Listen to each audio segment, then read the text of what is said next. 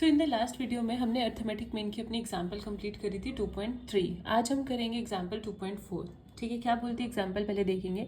The following is the age distribution of 1000 persons working in a large industrial house. ठीक है, आपके पास 1000 person जो work कर रहे हैं एक लार्ज इंडस्ट्रियल हाउस में, वो पूरा दिया हुआ है। देखो एज ग्रुप कहाँ से क्या है, 20 से 25, 25 to 30, so on to 60 to 65। और उनकी फ्रिक्वेंसी गिवन है कि इस जैसे 20 टू 25 की एज ग्रुप में हमारे पास 30 नंबर ऑफ पर्सन है, 20 टू 25 की एज ग्रुप में हमारे पास 160 पर्सन है, सो ऑन टू 60 टू 65 तक हमारे पास 40 पर्सन है। Due to the continuous heavy losses, the management decides to bring down the strength to 30% of the 30% of the present number according to the following scheme. First उसने बोला to retrench the first 15% from the lower group. कुछ heavy losses हुए हैं, उसकी वजह से management ने decide करा है कि वो 30% लोगों को वहाँ से निकालेंगे। फर्स्ट पार्ट उसने सॉल्व करने के लिए बोला to retrench the first 15% of the lower group.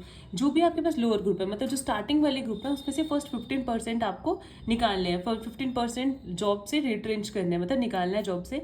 Second, to absorb the next 45% in the other branches. जो बाकी ब्रांचेस फिर जहाँ से 15% खत्म हो जाएंगे, उसके बाद हमने 45% नेक्स्ट ब्रांचेस से लेने हैं।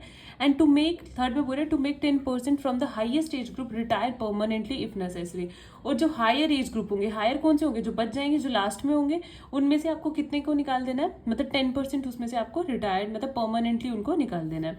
Calculate the age limit of the person retained and those to be transferred to other departments and also find the average age of the those retain. आपको क्या कैलकुलेट करना है, एज लिमिट उन person की जो रिटेन है, मतलब जो बच जाएंगे लास्ट में, उनको कैलकुलेट करना है और उनको हम किसी और डिपार्टमेंट में ट्रांसफर कर सकते हैं। And also find the average of those retain, उनकी हमें लास्ट में उनका अर्थमेटिक मीन भी हमें फाइंड करना है। ठीक है, उसके बाद हमने इसमें सबसे पहले क्या करना है, देखो फर्स्ट हमारे पास क्या है, total number of person in the industrial house is n which is equal to, आपको 1000 दिए हैं टोटल।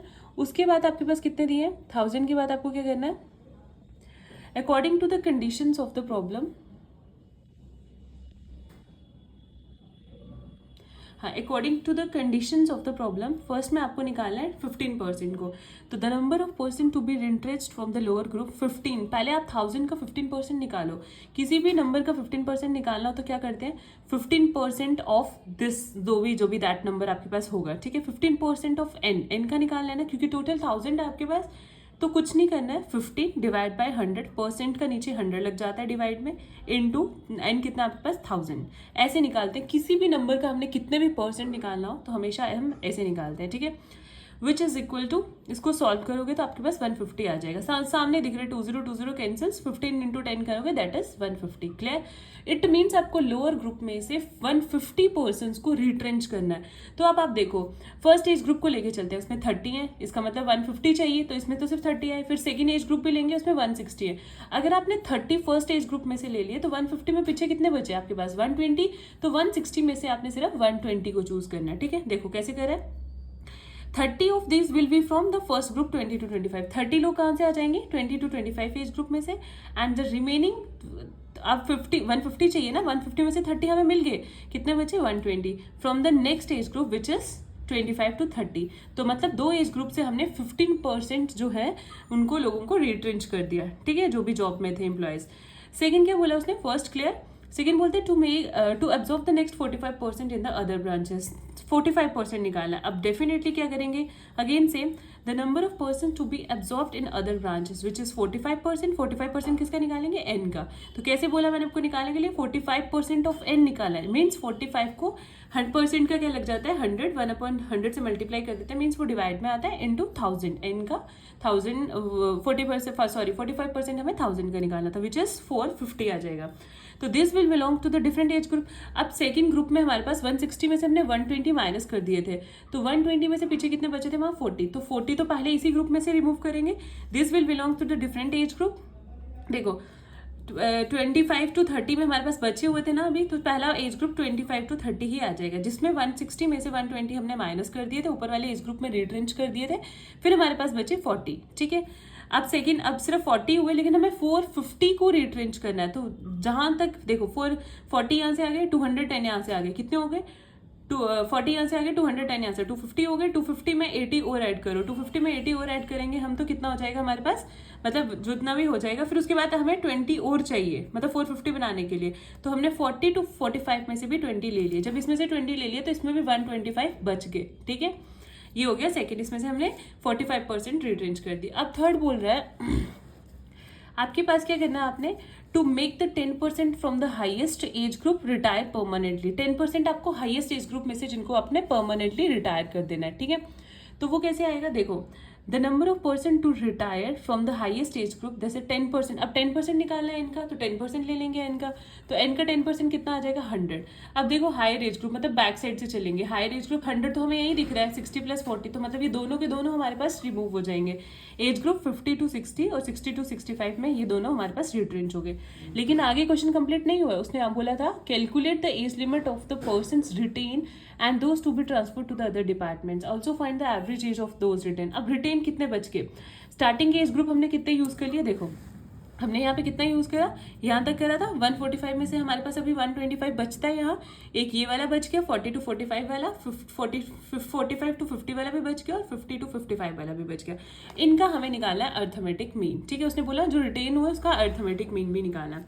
तो calculation for the average mean of those retain, ठीक है, जो रिटेन हुआ उनका निकालेंगे। एज ग्रुप कौन सा बचा, 40 to 45, 45 to 50, 50 to 55, और हमारे पास मिडिल वैल्यू कितनी है, एक्स है नहीं, मिडिल वैल्यू निकालते हैं, मैंने आपको बताया था कैसे निकालते हैं middle value, lower limit plus upper limit divide by 2, तो 40 + 45 करो और डिवाइड कर दो 2 से, विच इज 42.5, ठीक है।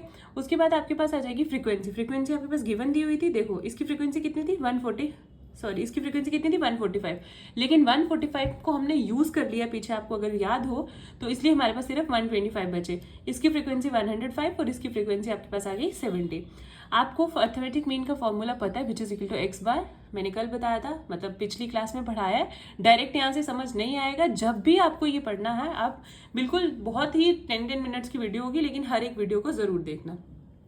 तो अर्थमेटिक मीन हमारे पास क्या निकल के आ जाएगा, a + h summation of f × d upon n, और यहाँ से आपके पास अर्थमेटिक मीन कैलकुलेट करके। अगर आपको इसको कैलकुलेट करने में कोई प्रॉब्लम आ रही है कि मैम मल्टीप्लाई करे, प्लस करे, माइनस करे, तो आप मुझे कमेंट में बता सकते हैं, सो दैट मैं आपको एक वीडियो वो भी एक्सप्लेन करके बता दूँ। अदरवाइज ये बहुत ईजी कैलकुलेशन है, लेकिन फिर भी अगर आपको कोई प्रॉब्लम आती है तो आप मुझे पूछ सकते हैं, उसमें आपने कोई हेजिटेट नहीं करना है। जब सीखना है तो बिल्कुल भी हेजिटेट नहीं होना है। लास्ट टॉपिक हमारा अर्थमेटिक मीन का, लास्ट टॉपिक मतलब मैरिट्स और डिमेरिट्स बचे हमारे इसके पास, फिर इसके एक टॉपिक बचेगा वेटेड मीन, वो पढ़ के हमारा अर्थमेटिक मीन कंप्लीट हो जाएगा। अब देखो इसके मैरिट और डिमेरिट्स क्या बोलते हैं। सबसे पहले इसका मैरिट आता है, it is rigidly defined. Second आता है, it is easy to understand, easy to calculate, वो तो आपने देख ही लिया। It is based on all the observation, arithmetic mean सारी ऑब्जर्वेशन पे वेट करता है। It is amenable to the algebraic treatment. Amenable मतलब हम इसको आगे किसी अलजेब्रिक ट्रीटमेंट में यूज कर सकते हैं।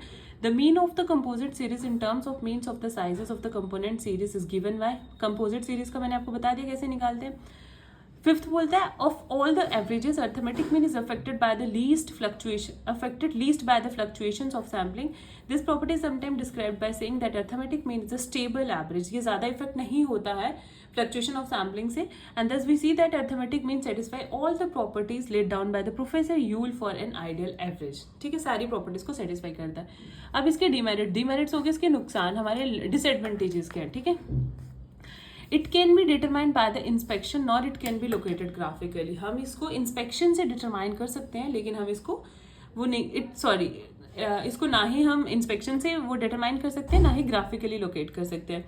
सेकेंड बोलता है, arithmetic mean can't be used if we are dealing with the qualitative characteristics which can't be measure quantitatively such as intelligence on. हाँ, क्वालिटेटिव डेटा के लिए अर्थमेटिक मीन यूज नहीं होगा, सिर्फ और सिर्फ क्वांटिटेटिव डेटा के लिए यूज होगा।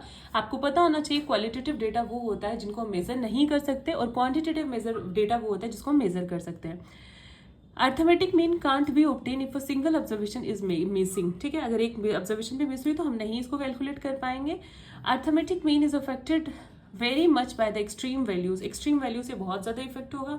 फिर arithmetic mean may lead to the wrong conclusion if the details of the data from which it is computed are not given, अगर हमारे पास वो डेटा वो उस डिटेल्स ही गिवन नहीं होंगी डेटा की, तो हम उस पर भी मतलब उस केस में भी अर्थमेटिक मीन को कैलकुलेट नहीं कर पाएंगे, ठीक है।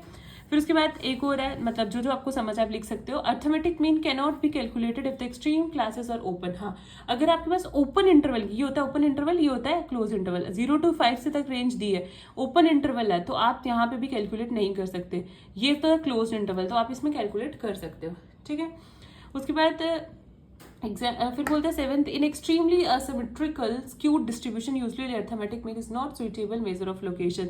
हाँ, एक्सट्रीमली सिमेट्रिकल जो होगी डिस्ट्रीब्यूशन होगी तो यूजुअली अर्थमेटिक मीन वहाँ भी सुइटेबल नहीं होता। आप पढ़ोगे आगे सिमेट्रिक क्या होता है, स्क्यूड क्या होता है, कर्टेसिस क्या होता है, हम सब पढ़ेंगे इसमें 1 by 1 करके, ठीक है।